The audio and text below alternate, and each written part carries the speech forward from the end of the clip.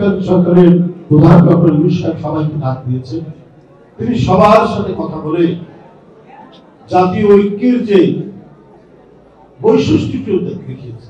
রাজনৈতিক দলগুলো তো একটা সরকারের সমালোচনা করবেই, কিন্তু ওই সরকারের রাজনৈতিক দলগুলো বিএনপি সহ অন্যান্য দলগুলো সমর্থন দিয়েছে।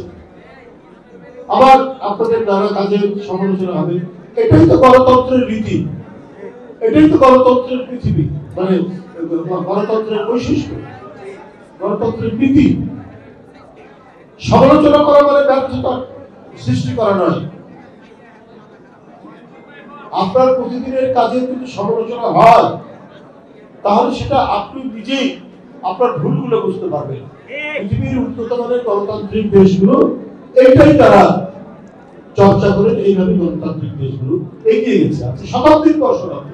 ইউরোপে, আমেরিকায় একটা উদ্দেশ্য দিয়ে এই কথাগুলো বলছে। অপপ্রচার এবং অপতথ্য দিয়ে কোনোদিনই আপনার সত্যকে ঢাকা যায় না। একটা ধূম্রজাল তৈরি করতে পারেন, কিন্তু সেই ধূম্রজাল কেটে যাবে। সরকারের একজন উপদেষ্টা তিনি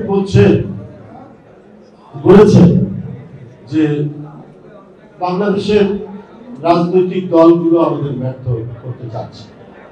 আমার মনে হয় অন্তর্বর্তীকালীন সরকারের একজন উপদেষ্টা এই ধরনের কথা বলা ভাই সমীচীন নয়।